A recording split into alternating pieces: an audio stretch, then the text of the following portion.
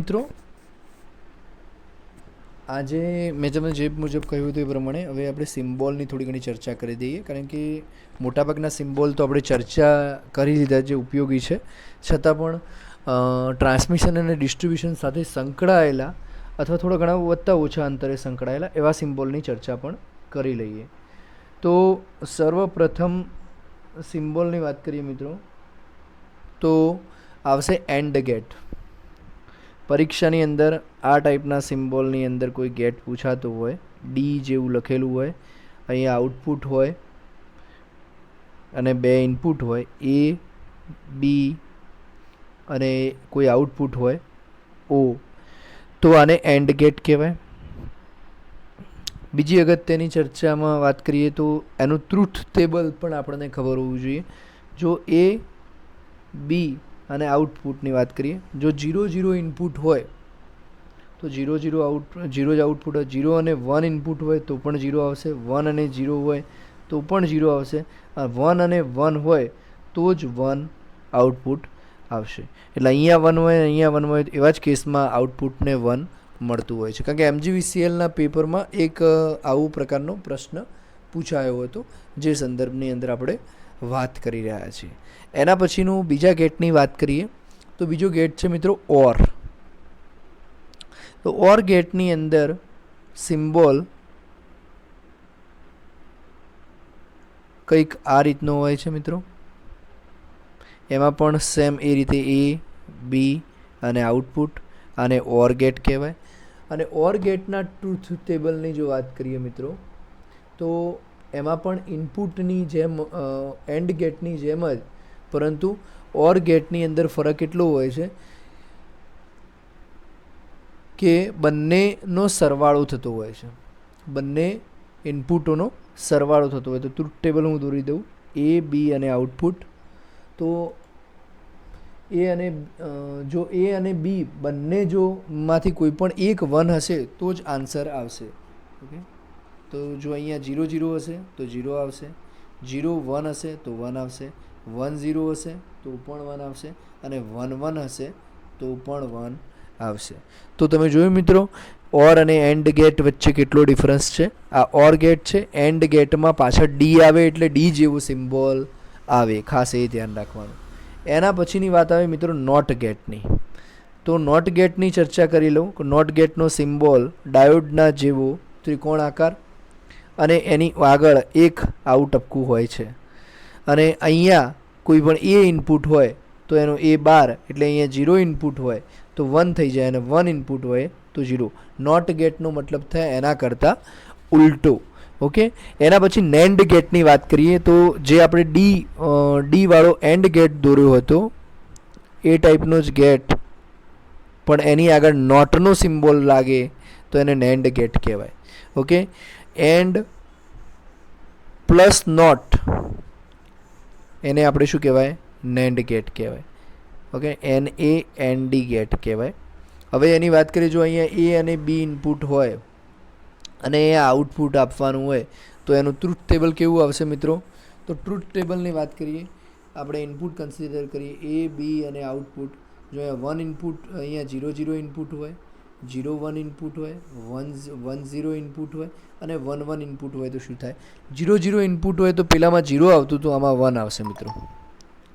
Okay, and ગેટમાં શું આવતું હતું? 0 0 અને 1 ઇનપુટ હતું તો એન્ડ ગેટમાં શું આવતું હતું? 0, જ્યારે એની અંદર 1 આવશે. અહીંયા પણ શું આવતું હતું? 0 અને 1 હતું તો 0 આવતું હતું તો અહીંયા 1 આવશે, અને 1 1 માં 1 આવતું હતું એની જગ્યાએ અહીંયા શું આવશે મિત્રો? 0 આઉટપુટ આવશે. તો એન્ડ વત્તા એન્ડની આગળ નોટ લગાવી દો એટલે એ ગેટ કેવો બની જતું હોય છે મિત્રો? નેન્ડ ગેટ બની જતો હોય છે. એના પછી નેક્સ્ટ વાત કરીએ નોર ગેટની. તો નોર ગેટની અંદર કેવું આવે? તો નોર ગેટનો પેલો સિમ્બોલ ડ્રો કરી દઈએ. અહીંયા નોટ લાગી જશે, એ બી એટલે કે ઓર વત્તા નોટ. જો આ ગેટની અંદર ખબર ના પડે તો મને કહેજો, તો PDF આપણી noisecart.in વાળી વેબસાઇટ ઉપર મૂકી દઈશ, જ્યાંથી તમે જોઈ શકશો. ઓકે, તો આની અંદર પણ એ રીતે જ ત્યાં શું હતું? 0 0 માં તો 0 જ આવતું હતું, 01 શું આવતું હતું? 1 આવતું હતું. 10 શું આવતું હતું? 1 આવતું હતું. અને 11 પણ 1 આવતું હતું. તો એના કરતાં ઉલટું 00 આવશે 1, અહીંયા આવશે 0, અહીંયા આવશે 0, અહીંયા આવશે 0. 2 0 ઇનપુટ હોય તો જ નોર ગેટની અંદર આવો આન્સર આવતો હોય છે. એના પછીની વાત કરીએ મિત્રો તમને, તો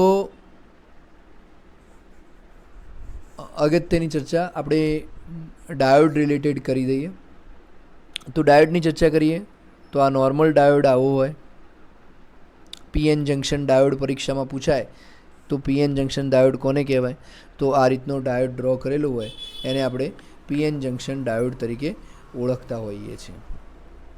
એના કરતાં આગળ વાત કરીએ પીએન જંક્શનથી એક સ્ટેપ વધારે, એટલે કે એની અંદર આવે છે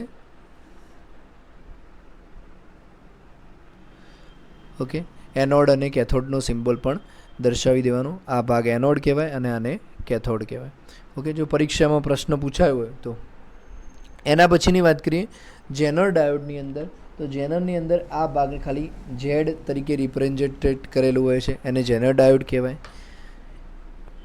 એના પછી વાત કરીએ ફોટો ડાયોડની અથવા એલઈડીની, તો એ પણ નોર્મલ આ રીતે બે એરો આપેલા હોય તો એને એલઈડી કહેવાય. અને અંદરની સાઈડ જો એરો આવતા હોય ઉપરની જગ્યાએ તો એને શું કહેવાય? ફોટો ડાયોડ તરીકે ઓળખવામાં આવતો હોય છે. એના પછી વાત કરીએ મિત્રો, આ આપણે લાઇટ એમિટિંગ ડાયોડ દર્શાવ્યો હતો. આ રીતે બે કિરણો હોય તો એને શું કહેવાય? ફોટો ડાયોડ તરીકે ઓળખવામાં આવે છે. ડાયોડ જેવો જ સિમ્બોલ છે કોનો? તો એસસીઆરનો. અહીંયા આ રીતનું ઇનપુટ હોય. ઓકે, આ એનોડ અને કેથોડ તો ખરા જ, પણ સાથે જો ગેટ હોય ટ્રિગર કરવા માટે, તો એને આપણે એસસીઆર તરીકે ઓળખતા હોય છે, સિલિકોન કંટ્રોલ રેક્ટિફાયર. એસસીઆરનું ફૂલ ફોર્મ હું એટલા માટે તમને કહું છું કારણ કે પરીક્ષાની અંદર કદાચ પૂછાય કે ફૂલ ફોર્મ જણાવો, તો silicon controlled rectifier, silicon controlled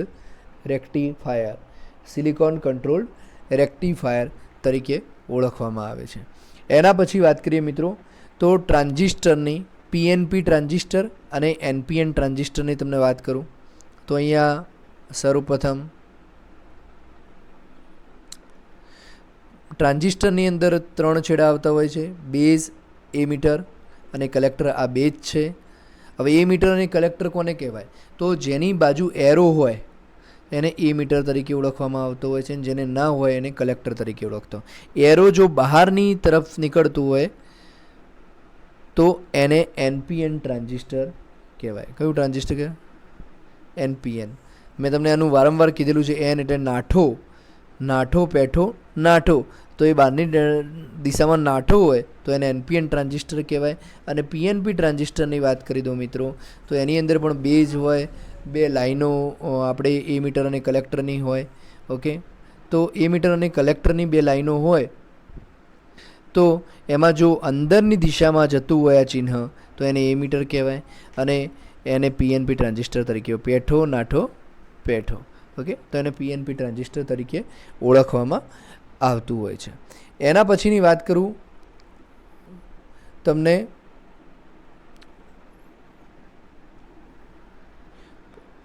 કાલે તમે લેક્ચરમાં જોયું હતું ફૂલ વેવ બ્રિજ રેક્ટિફાયરની ચર્ચા તો આપણે કરી ચૂક્યા છીએ. ઓકે, હવે એના પછી ઇલેક્ટ્રોનિક્સ કમ્પોનન્ટમાં આવે છે અગત્યનો એક ડાયોડ આવે છે જેને આપણે મોસ્ફેટ તરીકે ઓળખતા હોય છે, metal oxide field effect transistor તરીકે ઓળખતા હોઈએ છીએ. ઓકે, મોસ્ફેટ તરીકે ઓળખતા હોય છે. ઓકે, તો એ મોસ્ફેટનો સિમ્બોલ આપણે હું તમને દોરીને દર્શાવી દઉં. ઓકે, તો મોસ્ફેટનો સિમ્બોલ કંઈક આવું હોય છે. સોરી, અરે વાહ. તો આ રીતે પણ ડ્રો કરી શકાય છે. મોસ્ફેટની અંદર વાત કરીએ સિમ્બોલની અંદર, તો સિમ્બોલ કંઈક આવો હોય છે. ઓકે, તો આ જે સિમ્બોલ છે એ field effect transistor, metal oxide field effect ટ્રાન્ઝિસ્ટરનો સિમ્બોલ છે. તો આવા ઇલેક્ટ્રોનિક્સ રિલેટેડ ઘણા બધા સિમ્બોલો આપણે જોવાના છીએ. તો એમાં આ જે ભાગ હોય છે એને આપણે ગેટ તરીકે ઓળખતા હોઈએ છીએ, આને આપણે ડ્રેઇન અને આને સોર્સ તરીકે ઓળખતા હોઈએ છીએ. એના પછી બીજી ઇલેક્ટ્રોનિક્સ કમ્પોનન્ટની ફેમિલીની હું તમને વાત કરું છું, જેનો ડાયોડ આવી ગયો, નોર્મલ ડાયોડ પણ આવી ગયો, અર્થ ગ્રાઉન્ડની કાલે આપણે ચર્ચા કરી ચૂક્યા હતા. તો મુખ્યત્વે આ બધા ડાયોડોની ચર્ચા. કેપેસિટરનો સિમ્બોલ આપણને ખ્યાલ છે, single switch, double switch, even ટ્રાન્સફોર્મરની અંદર સેકન્ડરી ટેપ ટ્રાન્સફોર્મર કોને કહેવાય અને પ્રાઇમરી ટેપ ટ્રાન્સફોર્મર કોને કહેવાય એ થોડું હું તમને ટ્રાન્સફોર્મર વિશે સમજાવી દઉં. જો આ ટ્રાન્સફોર્મર હોય, આ નોર્મલ ટ્રાન્સફોર્મર છે, ટ્રાન્સફોર્મરનો સિમ્બોલ આવું હોય. જો અહીંયા ટેપિંગ લીધેલું હોય તો એને સેકન્ડરી ટેપ્ડ ટ્રાન્સફોર્મર કહેવાય. ઓકે, જ્યારે જો અહીંયાથી બે અલગ અલગ કનેક્શન હોય, અહીંયાથી બે અલગ અલગ કનેક્શન હોય, બંને વચ્ચે તો એરો હોય, તો એને આપણે મલ્ટિપલ સેકન્ડરી, એટલે એક કરતાં વધારે સેકન્ડરી છે એટલે મલ્ટિપલ સેકન્ડરી ટ્રાન્સફોર્મર તરીકે ઓળખતા હોઈએ છીએ. ઓકે, એના પછી રેઝિસ્ટન્સ, ઇન્ડક્ટન્સ અને કેપેસિટન્સનો સિમ્બોલ આપણે ગઈકાલે જોયો હતો. હવે હું તમને ડાયક અને ટ્રાયકનો સિમ્બોલ બતાવી દઉં કે ડાયકનો સિમ્બોલ કેવો હોય અને ટ્રાયકનો સિમ્બોલ કેવો હોય. જો બે ડાયોડો એન્ટી પેરેલલ કનેક્શનની અંદર જોડાયેલા હોય, બે ડાયોડો એન્ટી પેરેલલ કનેક્શનની અંદર જોડાયેલા હોય, તો એને આપણે ડાયક તરીકે ઓળખતા હોઈએ છીએ. ઓકે, તો આ ડાયકનો સિમ્બોલ છે, આ કનેક્શન જોડાયેલું છે. તો પરીક્ષાની અંદર આવો સિમ્બોલ પૂછાય તો આપણને આઈડિયા આવવો જોઈએ. એના પછી હું તમને ટ્રાયકનો સિમ્બોલ કહી દઉં. તો ટ્રાયકનો સિમ્બોલની અંદર આની જોડે એક્સ્ટ્રામાં ગેટ આવી જશે. તો સિમ્પલી ટ્રાયક એ 3 ટર્મિનલ કમ્પોનન્ટ ડિવાઇસ છે અને ડાયક એ 2 ટર્મિનલ ડિવાઇસ છે. ઓકે, બીજી તમને કેપેસિટરની અંદર કાલે આપણે ફિક્સ્ડ કેપેસિટર અને વેરિયેબલ કેપેસિટર્સના ઉદાહરણ તો જોયા હતા. ફિક્સ્ડ કેપેસિટર, વેરિયેબલ કેપેસિટર, પરંતુ એક બીજું કેપેસિટર આપણે જોઈ લઈએ, ઇલેક્ટ્રોલાઇટિક કેપેસિટર. તો એનો સિમ્બોલ કંઈક આવો હોય છે. એટલે ખાસ આ બધા સિમ્બોલ હું તમને એટલા માટે જ દર્શાવી રહ્યો છું કે કાલે કદાચ ચર્ચા કરવામાં આપણે કોઈ સિમ્બોલ રહી ગયું હોય તો તમને એક આઈડિયા તમારો ક્લિયર થઈ જાય. અને જેના કારણે સિમ્બોલવાળું લેક્ચરમાં તો મને દિવસે ને દિવસે જેટલા સિમ્બોલ મળતા રહેશે એ બધા જ સિમ્બોલ ઉપર આપણે ચર્ચા કરી લેવાની છે. કારણ કે સિમ્બોલ પરીક્ષાની અંદર 2-3 મિત્રોએ મને કીધું કે 2015ની અંદર કદાચ સર 4 થી 5 માર્ક્સના જ પ્રશ્નો પૂછાયા હતા. પરંતુ મિત્રો પ્રશ્નોનું કેવું છે કે આટલી શ્યોરિટીથી સિસ્ટમમાંથી જો પેપર આપ્યું હોય ને 30 માર્ક્સના તમને આકૃતિ એવું સ્પષ્ટ શબ્દ લખીને આપ્યો હોય અને જો આકૃતિ ન પૂછાય તો એવું બને નહીં. જો એવું બનતું હોય તો આપણે એનો સજ્જડ વિરોધ કરી શકીએ. ઓકે, તો મારો કહેવાનો અર્થ નથી કે તમે વિરોધ કરો, આપણી તૈયારી બધી બાજની હોવી જોઈએ. મારો બિલકુલ એ મતલબ નથી કે તમે એને ઓપોઝિશનમાં લો, પરંતુ તમે એ બાબતે તૈયાર થાઓ, મલ્ટી ડાયમેન્શનલ તૈયાર થાઓ. પરંતુ પરીક્ષાની દ્રષ્ટિએ મને લાગે છે ત્યાર સુધી પરીક્ષકો આ બધી જ ફેક્ટરોને કન્સિડર કરીને જ પેપર લેતા હોય છે. હા, કદાચ પ્રશ્ન થાય કે 30 માર્ક્સનું તમને આકૃતિનું કીધું છે અને કદાચ 25 માર્ક્સનું આકૃતિ પૂછાય અથવા 23 માર્ક્સની આકૃતિ પૂછાય, 27 માર્ક્સની પૂછાય કે 33 માર્ક્સની પૂછાઈ શકે, એવું બની શકે. બાકી પરીક્ષકો આ બાબતે બહુ ધ્યાન રાખતા જ હોય છે. એટલે અને જ્યારે યુજીવીસીએલ જેવા ડિપાર્ટમેન્ટની પરીક્ષા હોય એટલે કોઈ પ્રશ્નને સ્થાન હોઈ ના શકે. ઓકે, પછી એન્ટેનાનો સિમ્બોલની હું તમને વાત કરી દઉં કે તો એન્ટેનાનો સિમ્બોલ કંઈક આ રીતનું હોય છે. ઓકે, તો આવા બધા ઘણા બધા સિમ્બોલોની ચર્ચા આપણે કરી શકીએ.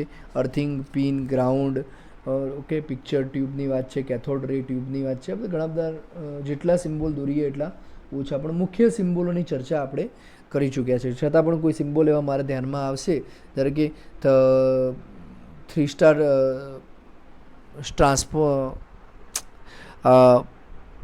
ડીસી મોટરની અંદર જે અલગ અલગ 3 પોઈન્ટ, 4 પોઈન્ટ અને 2 પોઈન્ટ સ્ટાર્ટર હોય, તો એની પણ એક વખત ફિગર જોઈ લેવી. અને એની અંદરથી કદાચ એવો પ્રશ્ન પૂછે કે આ નીચેનામાંથી સ્ટાર્ટર કયું છે, તો આપણને ખ્યાલ હોવો જોઈએ. એમાં જો 3 ટર્મિનલવાળું ડિવાઇસ લગાવેલું, 3 પોઈન્ટ હશે, 4 પોઈન્ટ હશે અને 2 પોઈન્ટ સ્ટાર્ટર હશે. ઓકે, તો અહીંયા સુધી આપણે રાખીએ છીએ લેક્ચર.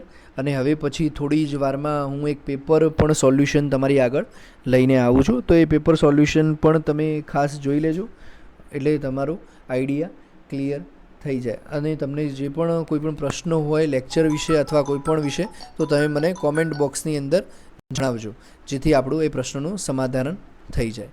ઓકે, તો જય હિન્દ મિત્રો.